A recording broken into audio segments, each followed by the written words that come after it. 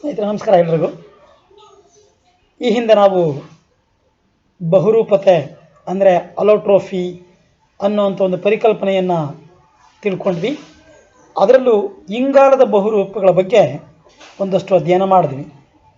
So ಈ ವಿಡಿಯೋದಲ್ಲಿ ಇಂಗಾಲದ ಬಹುರೂಪಗಳನ್ನು ಕುರಿತಂತೆ ಬೇರೆ ಬೇರೆ ಬೇರೆ ಪರೀಕ್ಷೆಗಳಲ್ಲಿ ಹೇಗೆಲ್ಲ ಪ್ರಶ್ನೆಗಳನ್ನು ಕೇಳಿದ್ದಾರೆ, ಅದನ್ನು ಹೇಗೆ ವಿಶ್ಲೇಷಣೆಯನ್ನು ನಾವು ಮಾಡಬೇಕು, ಹೇಗೆ ಸರಿ ಉತ್ತರವನ್ನು ಗುರುತಿಸಬೇಕು ಅನ್ನೋದನ್ನು ಕುರಿತು ಅಧ್ಯಯನ ಮಾಡ್ತಾ ಹೋಗೋಣ.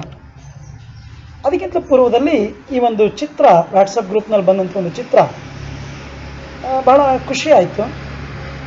ಜೊತೆಗೆ ಪ್ರಸ್ತುತ ಸಂದರ್ಭವನ್ನು ತುಂಬ ಚೆನ್ನಾಗಿ ಬಿಂಬಿಸ್ತಾ ಇದೆ. ಅದು ಒಬ್ಬ ವಿದ್ಯಾರ್ಥಿ ಓದಲೇಬೇಕು, ಜ್ಞಾನವನ್ನು ಗಳಿಸಲೇಬೇಕು, ಜ್ಞಾನ ಗಳಿಕೆಯೇ ಅಲ್ಟಿಮೇಟ್ ಅನ್ನೋ ಸಂದರ್ಭ ಇದ್ದಾಗ ಅವನನ್ನು ದೈಹಿಕವಾಗಿ ಮಾನಸಿಕವಾಗಿ ಹೇಗೆ ಸಿದ್ಧಗೊಳಿಸುತ್ತೆ ಅನ್ನೋದನ್ನು ಈ ಚಿತ್ರ ತುಂಬ ಚೆನ್ನಾಗಿ ಎಕ್ಸ್ಪ್ಲೈನ್ ಮಾಡುತ್ತೆ. ನಾನು ಅದರಾಚೆಗೆ ಮತ್ತೇನು ಹೇಳೋದ್ರ ಅಗತ್ಯ ಇಲ್ಲ ಅಂತ ಭಾವಿಸ್ತೀನಿ. ನ್ಯಾಷನಲ್ ಡಿಫೆನ್ಸ್ ಅಕಾಡೆಮಿ 2019ರಲ್ಲಿ 2ನೇ ಅಧಿವೇಶನದಲ್ಲಿ ಕೇಳಿದಂಥ ಒಂದು ಪ್ರಶ್ನೆ ಹೀಗಿದೆ: ವಜ್ರ ಮತ್ತು ಗ್ರಾಫೈಟನ್ನು ಕುರಿತಂತೆ ತಪ್ಪಾದ ಹೇಳಿಕೆ ಯಾವುದು ಅಂತ. Which one of the following statement about diamond and graphite is not correct ಅಂತ ಪ್ರಶ್ನೆ ಇರೋದು. ತಪ್ಪು ಸ್ಟೇಟ್ಮೆಂಟನ್ನು ಕಂಡುಹಿಡಿಬೇಕು ನಾವು. Okay, the first statement is diamond has a tetrahedral structure versus graphite has hexagonal planar structure ಅಂತ ಹೇಳ್ತಾನೆ. ಇದು ಸರಿಯಾಗಿದೆ, ಸ್ಟೇಟ್ಮೆಂಟ್ ಸರಿಯಾಗಿದೆ, ಹಾಗಾಗಿ ಉತ್ತರ ತಪ್ಪು. 3ನೇ ಸ್ಟೇಟ್ಮೆಂಟ್ ಇದೆ, ಗ್ರಾಫೈಟು ಮೃದು ಆದರೆ ವಜ್ರ ಕಠಿಣ. ಇದು ಕೂಡ ಓದಿದ್ವಿ, ಸ್ಟೇಟ್ಮೆಂಟ್ ಇದು ಕರೆಕ್ಟ್ ಆಗಿದೆ, ಹಾಗಾಗಿ ಇದ್ರ ಬಗ್ಗೆ ನಾವು ಮಾತಾಡುವಂತಿಲ್ಲ. 3ನೇ ಸ್ಟೇಟ್ಮೆಂಟ್ನ ನೋಡಿದಂಥ 4ನೇ ಸ್ಟೇಟ್ಮೆಂಟ್ ಹೇಳುತ್ತೆ, graphite is good conductor of electricity. Graphite ಮೂಲಕ ವಿದ್ಯುತ್ ಚೆನ್ನಾಗಿ ಹರಿಯುತ್ತೆ. ವೈಲ್ ಡೈಮಂಡ್ ಈಸ್ ನಾಟ್, ವಜ್ರದ ಮೂಲಕ ವಿದ್ಯುತ್ತು ಹರಿಯಲ್ಲ, ವಿದ್ಯುದ್ವಾಹಕ ಅಲ್ಲ. ಆ ಸ್ಟೇಟ್ಮೆಂಟ್ ಕೂಡ ಸರಿ, ಆದರೆ ಉತ್ತರ ತಪ್ಪು. ಈಗ ಅವ್ನು ಕೇಳಿರೋದು ತಪ್ಪಾದಂಥ ಸ್ಟೇಟ್ಮೆಂಟ್ ನೋಡಿ. 2ನೇ ಸ್ಟೇಟ್ಮೆಂಟ್ ಹೇಳುತ್ತೆ, both physical and chemical properties of diamond and graphite are different ಅಂತಾನೆ. No, it is the wrong statement because the physical properties are only the different versus chemical properties remains same ಅಂತ ಓದಿದ್ದೀವಿ. ಅದನ್ನೇ ಬಹುರೂಪತೆ ಅಂತ ನಾವು ಓದಿರೋದು. ಹಾಗಾಗಿ option B ಇದೆಯಲ್ಲ, ಇದು ತಪ್ಪಾದ ಹೇಳಿಕೆ, ಅಂದರೆ ಸರಿ ಉತ್ತರ. ಅರ್ಥ ಆಗಿದೆ ಅನ್ಕೋತೀನಿ ಸ್ನೇಹಿತರೆ. ವಜ್ರ ಮತ್ತು ಗ್ರಾಫೈಟ್ಗೆ ಭೌತಿಕವಾಗಿ ಬೇರೆ ಬೇರೆ ರೂಪ ಇದೆ, ಸತ್ಯ. ರಾಸಾಯನಿಕವಾಗಿ ಸಿಮಿಲರ್ ಪ್ರಾಪರ್ಟೀಸ್ ಇದೆ, ಬೇರೆ ಬೇರೆ ರೂಪ ಇಲ್ಲ. ಅವನ ಉತ್ತರದಲ್ಲಿ physical and chemical properties are different ಅಂದ್ಬಿಟ್ಟ. ಆದರೆ physical properties are only the different conditions versus chemical properties are similar. ಸ್ಪಷ್ಟ ಆಗಿದೆ ಅಂದ್ಕೋತೀನಿ. ರೈಟ್, ಮುಂದೆ ಹೋಗೋಣ. ಯಾಕೆ ಸರಿ ಉತ್ತರ ಬಿ ಅನ್ನೋದಕ್ಕೆ ಒಂದಷ್ಟು ಸ್ಪಷ್ಟತೆ ಕೊಟ್ಟಿದ್ದೀನಿ. ವಜ್ರವು ಸ್ಫಟಿಕ ರಚನೆ, 3 ಆಯಾಮದ ಚತುರ್ಮುಖ ಆಕೃತಿಯನ್ನು ಹೊಂದಿದೆ, ಹಾಗಾಗಿ ವಜ್ರ ಕಠಿಣವಾಗಿದೆ. ಅದು ಕರೆಕ್ಟ್ ಆಗಿದೆ. Because the carbon atoms is linked to other 4 carbon atoms. ಈ ಥರ 4 ಪರಮಾಣುಗಳೊಂದಿಗೆ ಹೊಂದಿಕೊಂಡಿದೆ. ಟೆಟ್ರಾಹೆಡ್ರಲ್, ಇದನ್ನ ಚತುರ್ಮುಖ ಅಂತ ನಾವು ಕರಿತೀವಿ. So therefore it is hard with respect to diamond. ಹಾಗೆ ಗ್ರಾಫೈಟ್ ನೋಡ್ರಿ, ಷಡ್ಭುಜ ಆಕೃತಿ. ಒಂದು ಇಂಗಾಲದ ಪರಮಾಣು ಈ ಥರ 3 ಕಾರ್ಬನ್ ಪರಮಾಣುಗಳೊಂದಿಗೆ ಸೇರಿಕೊಂಡಿದೆ. ದುರ್ಬಲವಾದ ವ್ಯಾಂಡರ್ ವಾಲ್ಸ್ ಬಲಗಳಿರೋದ್ರಿಂದ ಇದು ಮೃದುವಾಗಿದೆ. ಹಾಗಾಗಿ ಈ ಸ್ಟೇಟ್ಮೆಂಟ್ ಕೂಡ ಕರೆಕ್ಟ್ ಇದೆ. ಇನ್ನು ಗ್ರಾಫೈಟ್ ಹೆಕ್ಸಾಗೋನಲ್ ಇದನ್ನೇ, ಅದನ್ನು ಒಂದು ಸ್ಲೈಡಿಗೆ ತಂದು ಹಾಕಿದ್ದೀನಿ. ಸೊ ಹಾಗಾಗಿ ಆಪ್ಷನ್ ಬಿ ಅಲ್ಲಿ ತಪ್ಪಾದಂಥ ಹೇಳಿಕೆ ಮತ್ತು ಸರಿ ಉತ್ತರ. ಹಿಂದಿನ ಸ್ಲೈಡಲ್ಲಿ 2 ಅಂಶ ನೋಡಿದ್ರೆ ಸ್ನೇಹಿತರೆ, ನೀವು ಅದನ್ನು ಸ್ಪಷ್ಟತೆ ಕೊಟ್ಟು ಹೋಗ್ಬಿಡ್ತೀನಿ. sp3 ಹೈಬ್ರಿಡೈಸೇಷನ್ ಅಥವಾ sp3 ಸಂಕರಣ ಅಂದ್ರೆ ಏನು? ಇಂಗಾಲದ ಸುತ್ತ ಏಕಬಂಧಗಳ ಮೂಲಕ ಉಂಟಾದ ಸಂಯುಕ್ತಗಳನ್ನು sp3 ಹೈಬ್ರಿಡೈಸ್ಡ್ ಕಾಂಪೌಂಡ್ಸ್ ಅಂತೀವಿ. ಅಂದರೆ ಪ್ರತಿ ಇಂಗಾಲದ ಸುತ್ತಲೂ 4 ಇಂಗಾಲದ ಪರಮಾಣುಗಳು ಏಕಬಂಧಗಳಲ್ಲಿ ರಚಿತವಾಗಿದ್ದರೆ, ಅದು ಇಂಗಾಲದ ಸುತ್ತ ಇತರ ಯಾವುದೇ ಪರಮಾಣುಗಳು ಏಕಬಂಧಗಳಿಂದ ರಚಿತವಾಗಿದ್ರೆ ಅದನ್ನು sp3 ಹೈಬ್ರಿಡೈಸೇಷನ್ ಅಂತೀವಿ. ಒಂದು ವೇಳೆ ದ್ವಿಬಂಧಗಳ ರೂಪದಲ್ಲಿ ಜೋಡಣೆಯಾದರೆ ಅದನ್ನು sp2 ಅಂತೀವಿ. ಸಾಮಾನ್ಯವಾಗಿ ಗ್ರಾಫೈಟ್ಗೆ sp2 ಹೈಬ್ರಿಡೈಸೇಷನ್ ಇರುತ್ತೆ, ವಜ್ರಕ್ಕೆ sp3 ಹೈಬ್ರಿಡೈಸೇಷನ್ ಇರುತ್ತೆ. ಅದೇ ಥರ ನ್ಯಾಷನಲ್ ಡಿಫೆನ್ಸ್ ಅಕಾಡೆಮಿ 2018ರ ಸೆಕೆಂಡ್ ಅಧಿವೇಶನದಲ್ಲಿ ಒಂದು ಪ್ರಶ್ನೆ ಕೇಳಿದ್ದಾನೆ. ಇಲ್ಲೂ ಕೂಡ ಇನ್ಕರೆಕ್ಟ್ ಸ್ಟೇಟ್ಮೆಂಟ್ ಅನ್ನು ಹೇಳಬೇಕು. Which one of the following statement is not correct ಅಂತ ನೋಡಿ ಹೇಳ್ತಾ ಹೋಗ್ತಾನೆ. All the carbon atoms in diamond are linked by carbon carbon single bond. Just ಹಿಂದಿನ ಪ್ರಶ್ನೆನಲ್ಲಿ ಓದಿದ್ದೀವಿ ಇದನ್ನ. ಇಂಗಾಲದ ಮಧ್ಯೆ ಏಕಬಂಧಗಳ ಮೂಲಕ ಜೋಡಿಸ್ಕೊಂಡಿರೋದ್ರಿಂದನೇ ಅದು sp3 ಹೈಬ್ರಿಡೈಸೇಷನ್ ಅಂತ ಈಗ ತಾನೇ ಓದಿದ್ವಿ. ಅಂದಮೇಲೆ ಸ್ಟೇಟ್ಮೆಂಟು ಸರಿಯಾಗಿದೆ, ತಪ್ಪಾದ ಹೇಳಿಕೆ ಅಲ್ಲ. ಮುಂದುವರೆದು, graphite is layered structure in which the layers are held together by weak van der Waals force ಅಂತಾನೆ. ಇದನ್ನು ಕೂಡ ಈಗ ತಾನೇ ಓದಿದ್ವಿ. ಗ್ರಾಫೈಟ್ನಲ್ಲಿ ದುರ್ಬಲ ವ್ಯಾಂಡರ್ ವಾಲ್ ಬಲಗಳಿವೆ. ಹಾಗಾಗಿ ಈ ಹೇಳಿಕೆ ಕೂಡ ಸರಿ, ತಪ್ಪಲ್ಲ. ಸ್ಟೇಟ್ಮೆಂಟ್ 3 ಹೇಳುತ್ತೆ, graphite layers R formed by hexagonal rings of carbon atoms. ನೋಡಿ, ಗ್ರಾಫೈಟ್ನ ಪದರಗಳು ಷಡ್ಭುಜಾಕೃತಿಯನ್ನು ಹೊಂದಿದೆ. ಈಗ ತಾನೇ ಇದನ್ನು ಓದಿದ್ದೀವಿ. ಅಂದಮೇಲೆ ಈ ಸ್ಟೇಟ್ಮೆಂಟ್ ಕೂಡ ಕರೆಕ್ಟ್ ಆಗಿದೆ, ತಪ್ಪು ಹೇಳಿಕೆ ಅಲ್ಲ. ಕೊನೆಯ ಸ್ಟೇಟ್ಮೆಂಟ್ಗೆ ಹೋಗೋಣ.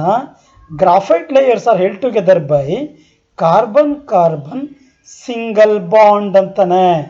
ಇದು ತಪ್ಪು. ಯಾಕೆಂದರೆ ನಾವು ಓದಿದ್ದೀವಿ ಹಿಂದೆ ತಾನೆ sp2 ಸಂಕ್ರಮಣ ಇರುತ್ತೆ ಯಾವುದರಲ್ಲಿ, ಗ್ರಾಫೈಟ್ನಲ್ಲಿ. ಆದರೆ ಇವನು ಕೊಟ್ಟಿರೋದು ತಪ್ಪು ಹೇಳಿಕೆ. Option D is the right answer. ಸ್ನೇಹಿತರೆ, ಸ್ಪಷ್ಟವಾಗಿ ಅರ್ಥ ಮಾಡ್ಕೊತಿದ್ದೀನಿ ಅನ್ಕೋತೀನಿ. Option D is the correct one. Because ಇಂಗಾಲದ ಮಧ್ಯೆ ಗ್ರಾಫೈಟ್ನಲ್ಲಿ ಏಕಬಂಧಗಳು ಇಲ್ಲ, ಬದಲಾಗಿ ದ್ವಿಬಂಧಗಳಂತಹ ರಚನೆ ಕಂಡುಬರುತ್ತೆ. ಇನ್ನುಳಿದಂಥ 3 ಹೇಳಿಕೆಗಳು, ಮೇಲಿನ 1, 2, 3 ಹೇಳಿಕೆಗಳು ಸರಿಯಾಗಿದ್ದಾವೆ. 2017ರಲ್ಲಿ ನ್ಯಾಷನಲ್ ಡಿಫೆನ್ಸ್ ಅಕಾಡೆಮಿ ಮೊದಲನೇ ಅಧಿವೇಶನದ ಒಂದು ಪ್ರಶ್ನೆ ಹಿಂಗಿದೆ. Molecules of which of the following has cage like structure. ಗುಹೆಯಂತಹ ರಚನೆಯನ್ನು ಹೊಂದಿರತಕ್ಕಂಥ ಅಣುಗಳು ಇದರಲ್ಲಿ ಯಾವುದರಲ್ಲಿ ಬರುತ್ತೆ ಅಂತ ನಾವು ಓದಿದ್ವಿ. ಡೈಮಂಡಲ್ಲಿ ಚತುರ್ಭುಜಾಕೃತಿ, ಗ್ರಾಫೈಟು ಷಡ್ಭುಜಾಕೃತಿ, ಫುಲ್ಲರಿನ್ಗಳಲ್ಲಿ ಓದಿದ್ವಿ ಗವಿಯಂತಹ ರಚನೆ ಇರುತ್ತೆ, ಗುಹೆಯಂತಹ ರಚನೆ ಇರುತ್ತೆ ಫುಲ್ಲರಿನ್ ಕೇಸಲ್ಲಿ.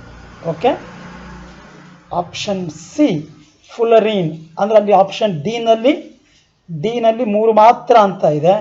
ಇದು ಸರಿಯಾದಂಥ ಉತ್ತರ. ಫುಲ್ಲರಿನ್ಗಳು ಮಾತ್ರ ಗುಹೆಯಂಥ ರಚನೆಯನ್ನು ಹೊಂದಿರುತ್ತೆ. 2015ರ ಸೆಕೆಂಡ್ ಸೆಷನ್ ನ್ಯಾಷನಲ್ ಡಿಫೆನ್ಸ್ ಅಕಾಡೆಮಿನಲ್ಲಿ ಕೇಳಿರುವಂಥ ಪ್ರಶ್ನೆ ಹೆಂಗಿದೆ. Graphite is much better conductor of heat and electricity than diamond because in graphite the carbon carbon atom is ಅಂತಾನೆ. ಅಂದ್ರೇನು?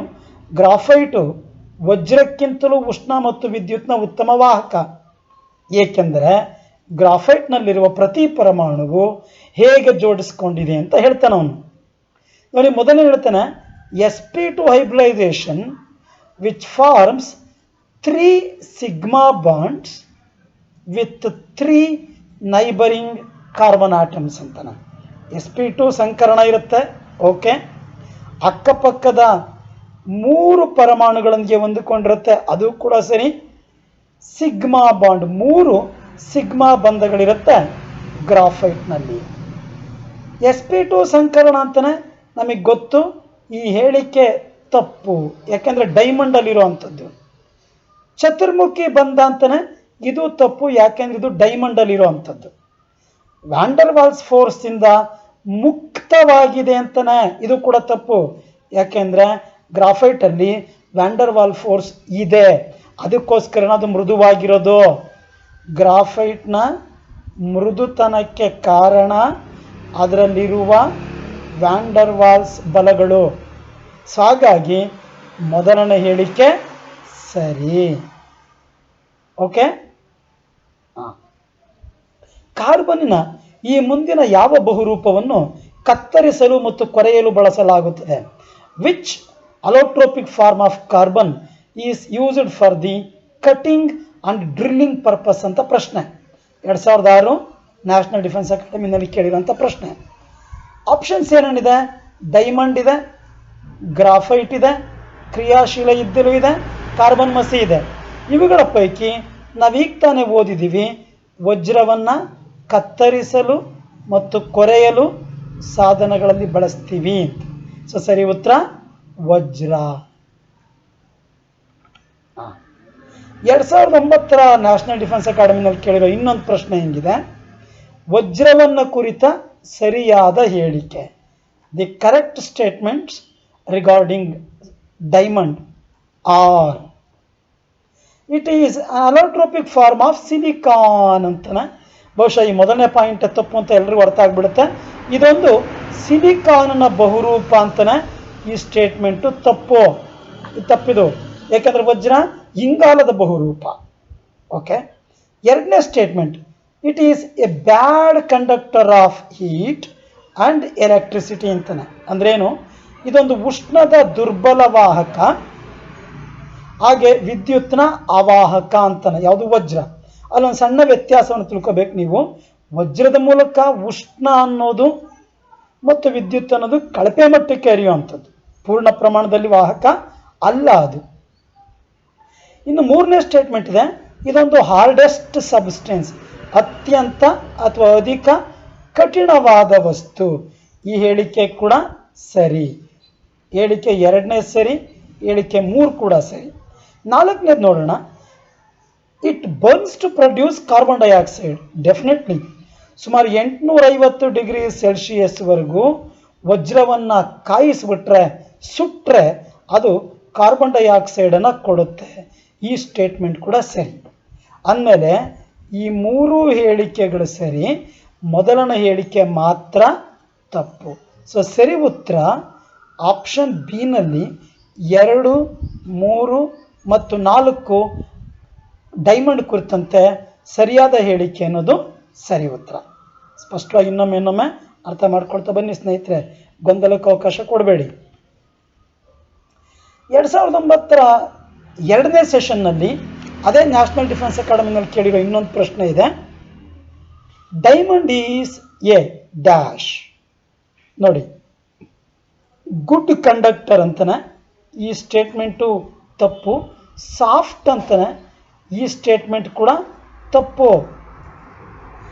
ನಾನ್ ಕಂಡಕ್ಟರ್ ಅಂತಾನೆ, ಸಾಫ್ಟ್ ಅಂತಾನೆ.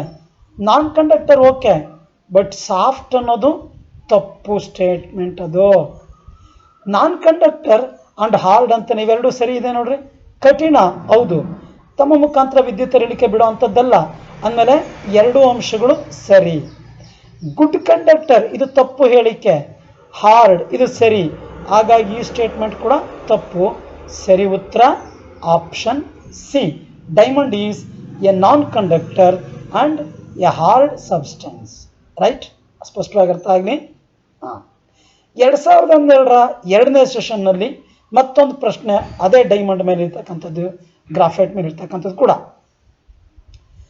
Consider the following statements. Which one of the following are given are above statement is are correct. ನೋಡಿ, correct ಆದ statement ಯಾವುದು ಅಂತ ಹೇಳ್ಬೇಕು ನೀವೀಗ. Diamond is hard and graphite is soft. Correct ಆಗಿದೆಯಲ್ಲ ಅದು? Okay. Diamond is soft and graphite is hard. ಏನಾಗಬೇಕಿದು? ತಪ್ಪು. ಡೈಮಂಡ್ ಸಾಫ್ಟ್ ಅಲ್ಲ, ಗ್ರಾಫೈಟ್ ಹಾರ್ಡ್ ಕೂಡ ಅಲ್ಲ. Okay, diamond is bad conductor, yes it's right. Versus graphite is good conductor, even it's also right. Diamond ತನ್ನ ಮುಖಾಂತರ ಉತ್ತಮವಾದಂಥ ವಿದ್ಯುತ್ತನ್ನು ಮತ್ತು ಉಷ್ಣವನ್ನು ಬಿಟ್ಕೊಡ್ತಕ್ಕಂಥ ಉತ್ತಮ ವಾಹಕ ಅದಲ್ಲ. ಆದರೆ graphite it's a very good conductor. ಹಾಗಾಗಿ ಸ್ಟೇಟ್ಮೆಂಟ್ 3 ಕರೆಕ್ಟ್ ಆಗಿದೆ. ಇನ್ನು 4ನೇದು ಡೈಮಂಡ್ ಈಸ್ ಗುಡ್ ಕಂಡಕ್ಟರ್ ಅಂತಾನೆ, ಇಲ್ಲೋಯ್ತು, ಈ ಪದನೇ ಹೋಯ್ತು. But graphite is bad conductor ಅಂತಾನೆ, ಈ ಪದ ಕೂಡ ಹೋಯ್ತು. ಅಂದಮೇಲೆ ಕೊಟ್ಟಿರುವಂಥ 4 ಹೇಳಿಕೆಗಳಲ್ಲಿ 1 ಮತ್ತು 3 ಈ 2 ಹೇಳಿಕೆಗಳು ಮಾತ್ರ ಕರೆಕ್ಟ್ ಆಗಿದೆ. ಹಾಗಾಗಿ option A is the correct answer. ವಜ್ರ bad conductor, graphite good conductor, it is the right one. ವಜ್ರ ಹಾರ್ಡ್ ಸತ್ಯ, ಗ್ರಾಫೈಟ್ ಸಾಫ್ಟ್ ಅದು ಕೂಡ ಸತ್ಯ. ಹಾಗಾಗಿ ಹೇಳಿಕೆ 1 ಮತ್ತು ಹೇಳಿಕೆ 3 ಇವೆರಡು ಕರೆಕ್ಟ್ ಆಗಿದ್ದಾವೆ. ಓಕೆ, 2011ರ ನ್ಯಾಷನಲ್ ಡಿಫೆನ್ಸ್ ಅಕಾಡೆಮಿನಲ್ಲಿ ಮತ್ತೊಂದು ಪ್ರಶ್ನೆ ಇದೆ ಡೈಮಂಡ್ ಅನ್ನೋ ಕುರಿತಂತೆ. ಕರೆಕ್ಟ್ ಸ್ಟೇಟ್ಮೆಂಟ್ ಯಾವುದು ಅಂತ. It is used as gem in jewellery, ಆಭರಣಗಳಲ್ಲಿ ಒಳೆಯುವ ಕಾರಣಕ್ಕೋಸ್ಕರ ಇದನ್ನು ಬಳಸ್ತೀವಿ. Because it's ability to reflect right, ಬೆಳಕನ್ನು ಪ್ರತಿಫಲಿಸುವ ಸಾಮರ್ಥ್ಯ ತುಂಬ ಚೆನ್ನಾಗಿರೋದ್ರಿಂದ ವಜ್ರವನ್ನು ಆಭರಣಗಳಲ್ಲಿ ಬಳಸ್ತೀವಿ.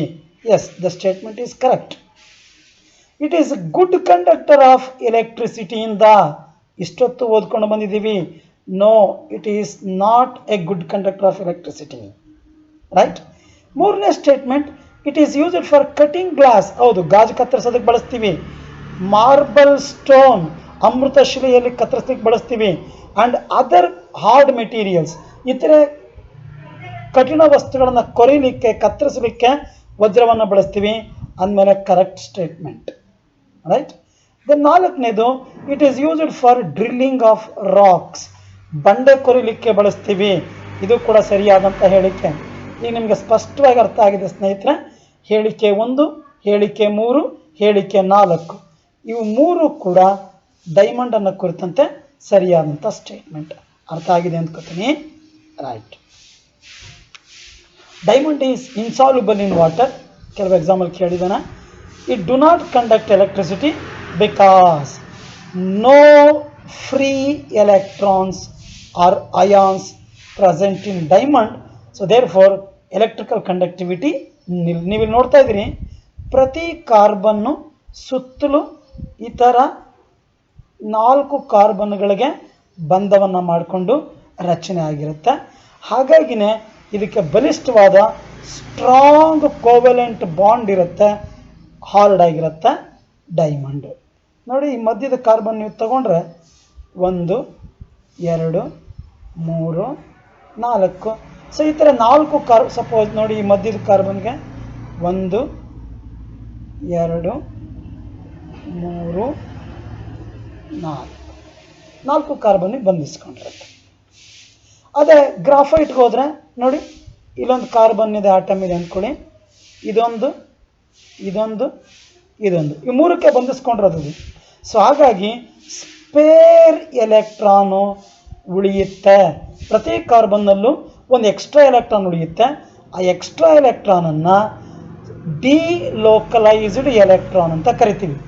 ಡಿಲೋಕಲೈಸ್ಡ್ ಅಂದರೆ ತನ್ನ ಮೂಲ ಸ್ಥಳವನ್ನು ಕಳೆದುಕೊಂಡಿರುವ ಎಲೆಕ್ಟ್ರಾನ್ ಅಂತ. ಇಂಥ ಎಲೆಕ್ಟ್ರಾನ್ಗಳು ಇರೋದ್ರಿಂದ graphite it's a good electrical conductor. Okay, ನೋಡಿ, ಇನ್ನೊಂದು ಪ್ರಶ್ನೆ ಕೇಳಿದಾನೆ. Graphite is used in the arc lamp electrode, ವಿದ್ಯುದಗ್ರವಾಗಿ ಬಳಸ್ತೀವಿ. ಯಾವ ಕಾರಣಕ್ಕೆ, ಅಥವಾ ಇದು ರೈಟಾ ರಾಂಗ್ ಅಂತ ನಾವು ಈಗ ತಾನೇ ಹಿಂದೆ ಓದಿದ್ದೀವಿ.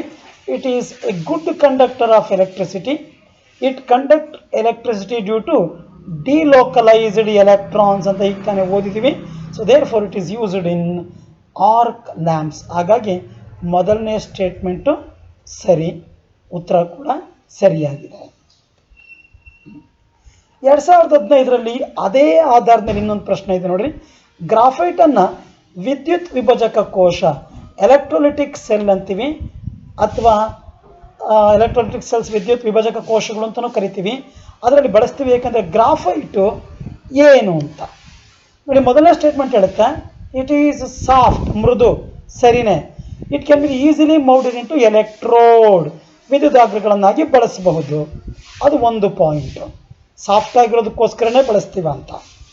ಎರಡನೇದು, it is made layers of carbon which can be slide, ಒಂದ್ರ ಮೇಲೊಂದು ಜಾರುವಂತಹ ಪದರಗಳಾಗಿದೆ. ಹೇಳಿಕೆಗಳೆಲ್ಲವೂ ಸರಿನೇ ಬರ್ತಾ ಇದೆ. Graphite is good conductor of electricity, ಇದು ಮತ್ತು ಕೆಮಿಕಲ್ಸ್ ಜೊತೆ ಇದು ರಿಯಾಕ್ಟ್ ಮಾಡಲ್ಲ ಅನ್ನೋದು ಕೂಡ ಇದೆ ಸ್ಟೇಟ್ಮೆಂಟು. ಇವುಗಳ ಪೈಕಿ ಉತ್ತಮ ವಿದ್ಯುದ್ವಾಹಕ best answer. It's a good conductor of electricity ಅನ್ನೋದು ಬೆಸ್ಟ್ ಆನ್ಸರ್. ಸ್ವಲ್ಪ ಮಟ್ಟಿಗೆ ಈ ಮೂರನೇ ಅಂಶವನ್ನು ಪರಿಗಣಿಸ್ತೀವಿ. ಯಾಕೆ ಅಂದರೆ ಅದರೊಳಗಾಕಿರೋ ಕೆಮಿಕಲ್ಸ್ ಜೊತೆ ರಿಯಾಕ್ಟ್ ಮಾಡಲ್ಲ, ಸ್ವಲ್ಪ ಮಟ್ಟಿಗೆ ಜಡವಾಗಿದ್ದು ತನ್ನ ಮುಖಾಂತರ ವಿದ್ಯುತ್ ಹರಿಲಿಕ್ಕೆ ಅವಕಾಶವನ್ನು ಮಾಡಿಕೊಡುತ್ತೆ. ಕೆಲವು ಎಕ್ಸಾಮಲ್ಲಿ ಇವೆರಡನ್ನೂ ಕೂಡ ಸರಿ ಉತ್ತರ ಮಾಡಿದ್ದೀವಿ, ಗಮನದಲ್ಲಿರಲಿ ಸ್ನೇಹಿತರೆ. ಅದನ್ನೇ ನಾನು ಮೆನ್ಷನ್ ಮಾಡಿದ್ದೀನಿ. It contains free electron in the structure and it acts as good conductor of electricity. 2014 combined defence service ಒಂದು ಪ್ರಶ್ನೆ, which one among the following is a good lubricant. Lubricant ಅಂದರೆ ಘರ್ಷಣೆಯನ್ನು ತಪ್ಪಿಸಲಿಕ್ಕೆ ಯಂತ್ರಗಳಲ್ಲಿ ಅಥವಾ ಯಂತ್ರಗಳ ಉಜ್ಜುವಿಕೆಯನ್ನು ತಡಿಲಿಕ್ಕೆ ಹಾಕ್ತಕ್ಕಂಥ ಒಂದು ವಸ್ತು. ಸ್ನೇಹಕ ಅಂತ ಕರಿತೀವಿ ಕನ್ನಡದಲ್ಲಿ. ಲ್ಯೂಬ್ರಿಕೆಂಟ್ ಅಥವಾ ಘಾತ ವಿರೋಧಿ ಅನ್ನೋ ಪದ ಕೂಡ ಇದೆ. ಘರ್ಷಣೆಯನ್ನು ವಿರೋಧಿಸ್ತಕ್ಕಂಥ ವಸ್ತು ಅಂತ ಕೂಡ ಕರಿತೀವಿ. ಅದಕ್ಕೆ ಸರಿ ಉತ್ತರ ಗ್ರಾಫೈಟ್. ಗ್ರಾಫೈಟ್ ಪೌಡ್ರನ್ನು ಅದರಲ್ಲೂ ಘನರೂಪದ ಲ್ಯೂಬ್ರಿಕೆಂಟ್, ಸಾಲಿಡ್ ಲ್ಯೂಬ್ರಿಕೆಂಟ್ ಅಥವಾ ಸ್ನೇಹಕವಾಗಿ ಕೂಡ ಬಳಸ್ತೀವಿ. The form of carbon known as graphite. Graphite ಅನ್ನು ಕುರಿತಂತೆ ಸರಿಯಾದ ಹೇಳಿಕೆಯನ್ನು ಅಂಶ ಇಲ್ಲಿದೆ ಅಷ್ಟೇ. ಹಾರ್ಡರ್ ದ್ಯಾನ್ ಡೈಮಂಡ್ ಅಂತಲೇ ತಪ್ಪು. ಗ್ರಾಫೈಟು ಡೈಮಂಡ್ಗಿಂತಲೂ ಹಾರ್ಡ್ ಅಲ್ಲ. It contains higher percentage of carbon than diamond ಅಂತಲೇ, ಇದು ಕೂಡ ತಪ್ಪು. ಯಾಕಂದರೆ ಕೆಮಿಕಲಿ ಒಂದೇ ನೇಚರ್ ಅಂದಾಗ ಗ್ರಾಫೈಟಲ್ಲಿ ಏನು ಕಾರ್ಬನ್ ಇದೆಯೋ ಡೈಮಂಡಲ್ಲೂ ಅಷ್ಟೇ ಕಾರ್ಬನ್ ಇರಬೇಕು. It is better electrical conductor than diamond ಅಂತಾನೆ. This is the right answer. It has equal carbon to carbon distance in all direction ಅಂತಾನೆ. ಇದು ತಪ್ಪು. ಮೊದಲನೇ ಹೇಳಿಕೆ ತಪ್ಪು, ಎರಡನೇ ಹೇಳಿಕೆ ತಪ್ಪು, ನಾಲ್ಕನೇ ಹೇಳಿಕೆ ಕೂಡ ತಪ್ಪು, ಮೂರನೇ ಹೇಳಿಕೆ ಕರೆಕ್ಟ್ ಆಗಿದೆ. 2018 ಕಂಬೈನ್ಡ್ ಡಿಫೆನ್ಸ್ ಸರ್ವಿಸ್ ಎಕ್ಸಾಮ್ದು ಇಲ್ಲೇನು ಹೇಳ್ತಾನೆ, ಡೈಮಂಡನ್ನು ಕುರಿತಂತೆ ನಾಟ್ ಟ್ರೂ ಅಂದರೆ ಇನ್ಕರೆಕ್ಟ್ ಅಥವಾ ಸಾಫ್ಟ್ ಅಂತ. I mean not true, incorrect, ತಪ್ಪಾದ ಪದ ಯಾವುದು ಅಂತ ನೋಡ್ರಿ. ಹಾರ್ಡರ್ ದ್ಯಾನ್ ಗ್ರಾಫೈಟ್ ಅಂತಾನೆ ಸರಿ. ಗ್ರಾಫೈಟ್ಗಿಂತ ಡೈಮಂಡು ಹಾರ್ಡ್ ಆಗಿದೆ. Same percentage of carbon as graphite ಅಂತಾನೆ, ಇದು ಸರಿಯಾದಂಥ ಪದ. Then it is better electric conductor than graphite ಅಂತಾನೆ ಗಮನಿಸಿ. ತಪ್ಪು. Graphite is a conductor whereas diamond is it is not a conductor.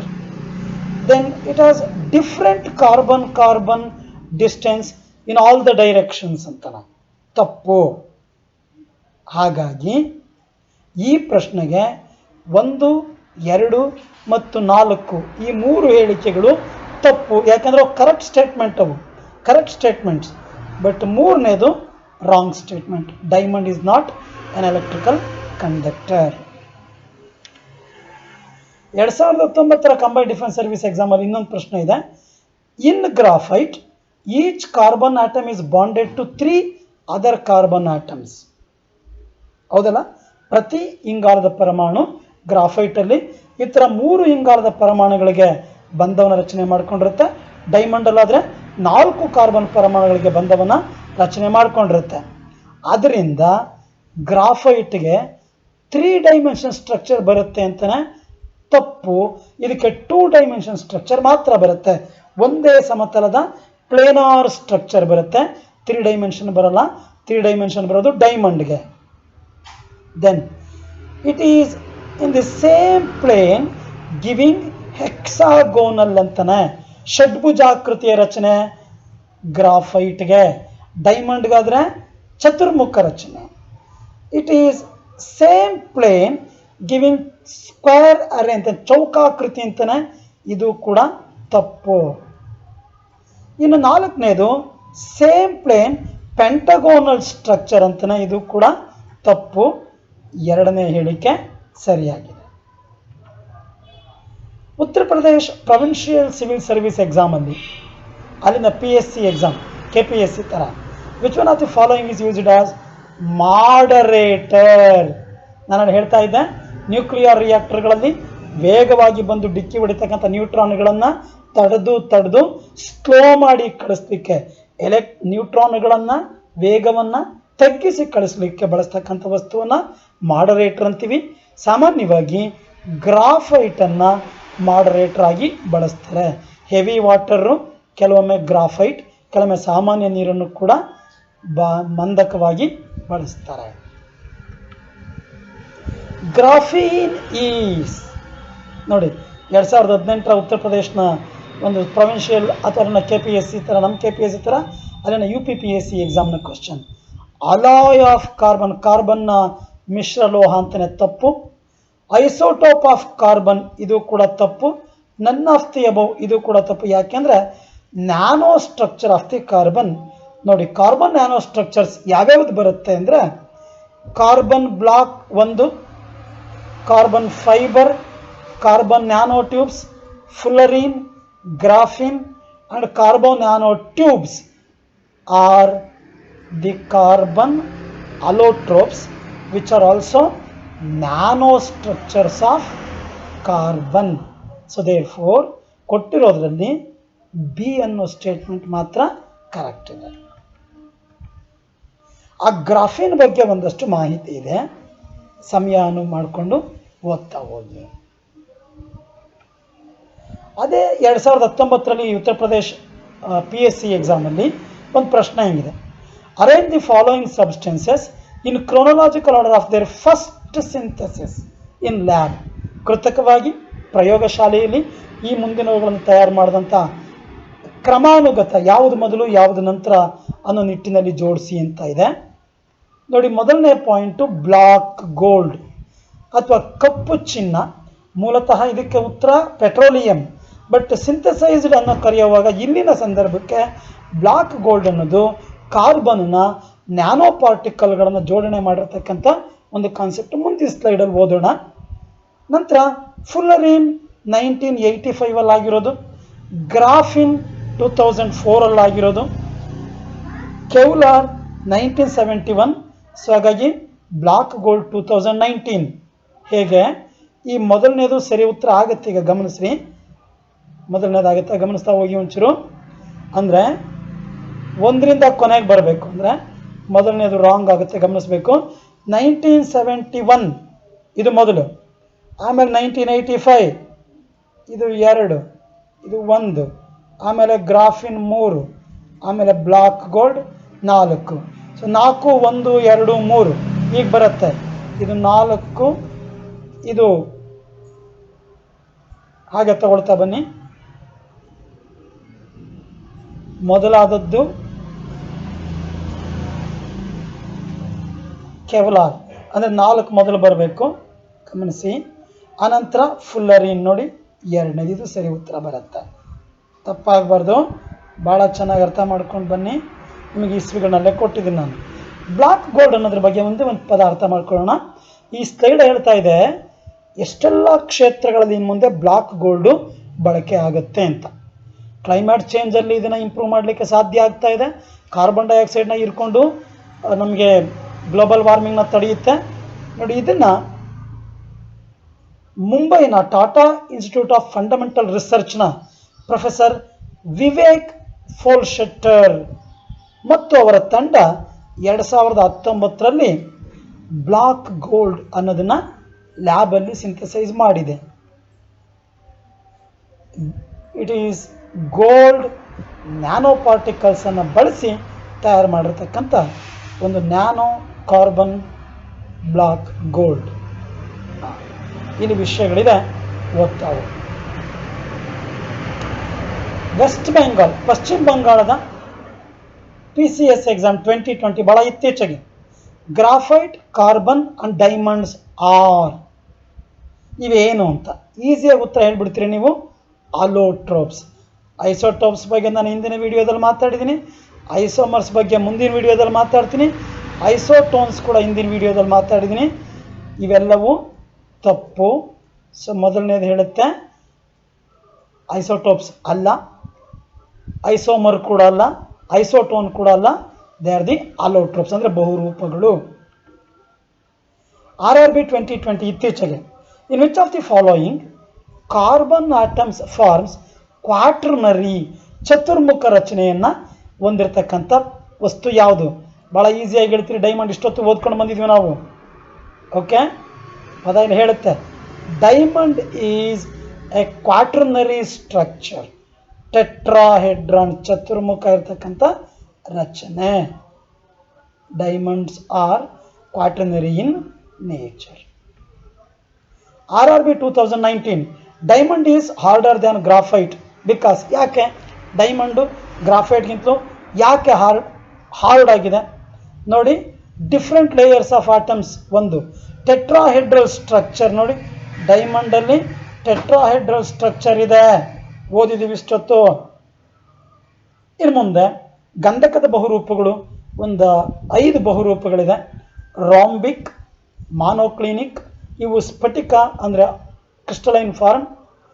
ಅಸ್ಫಟಿಕ ರೂಪದಲ್ಲಿ ಪ್ಲಾಸ್ಟಿಕ್, ಕೊಲಾಯ್ಡಲ್ ಅಥವಾ ಕಲೀಲ, ಮಿಲ್ಕ್ ಆಫ್ ಸಲ್ಫರ್, ಇವು ಅಸ್ಫಟಿಕ ರೂಪದ ಗಂಧಕದ ಬಹುರೂಪಗಳು. ರಂಜಕಕ್ಕೆ ಬಂದಾಗ ಬಿಳಿ ರಂಜಕ ಅಥವಾ ಇದನ್ನು ಯೆಲ್ಲೋ ಫಾಸ್ಫರಸ್ ಅಂತ ಕೂಡ ಕರಿತೀವಿ, ಕೆಂಪು ರಂಜಕ, ಕಪ್ಪು ರಂಜಕ, ಹಾಗೆ ನೇರಳೆ ಅಥವಾ ವಯೋಲೆಟ್ ರಂಜಕ, ಇನ್ನು ಕಡುಗೆಂಪು ರಂಜಕ. ಆ್ಯಕ್ಚುಲಿ 6ನೇದು ಡೈಫಾಸ್ಫರಸ್ ಅಂತ ಒಂದು ಬರುತ್ತೆ. ಹಾಗಾಗಿ ರಂಜಕದಲ್ಲಿ 6 ಅಲೋಟ್ರೋಪಿಕ್ ಫಾರ್ಮ್ಸ್ ಇದೆ. ಸೊ ದೇರ್ ಫಾರ್ ಹೈಯೆಸ್ಟ್ ಬಹುರೂಪ ಇರೋದು ಕೂಡ ರಂಜಕದ ಧಾತುವಿಗೆ. ಓಕೆ, ಇಲ್ಲಿ ಒಂದು ಪದ ಬರುತ್ತೆ, ರಂಜಕವನ್ನು ಎಸ್ಪೆಷಲಿ ಕೆಂಪು ರಂಜಕವನ್ನು ಬಳಸಿ ಮ್ಯಾಚ್ ಫಾಕ್ಸ್ ಅಥವಾ ಬೆಂಕಿ ಪಟ್ಟಿಗೆಯನ್ನು ನಾವು ಬಳಸ್ತೀವಿ. ಅದರ ಕುರಿತಂಥ ಒಂದು ಮಾಹಿತಿ ಇದೆ. Phosphorus has 6 number, that is maximum allotropic forms. ಇವತ್ತಿನ ದಿನಕ್ಕೋಸ್ಕರ ನೆನ್ನೆ ತಾನೇ ನಾವು ಹಿಂದಿನ ವಿಡಿಯೋದಲ್ಲಿ ಪರಿಸರ ದಿನದ ಬಗ್ಗೆ ಆಚರಣೆ ಮಾತಾಡಿದ್ದೀವಿ. Be the solution to the environmental issues and not the pollution. ನಮ್ಮದೆಲ್ಲರಲ್ಲೂ ಕೂಡ ನನ್ನ ಒಂದು ಕೋರಿಕೆ, ಈ ಪ್ರಕೃತಿ, ಈ ಭೂಮಿ ನಮಗೆ ನಮ್ಮ ತಾತ ಮುತ್ತಾತರಿಂದ ಬಂದಂಥ ಖಂಡಿತ ಬಳುವಳಿ ಅಥವಾ ಪಿತ್ರಾರ್ಜಿತ ಆಸ್ತಿ ಅಲ್ಲ.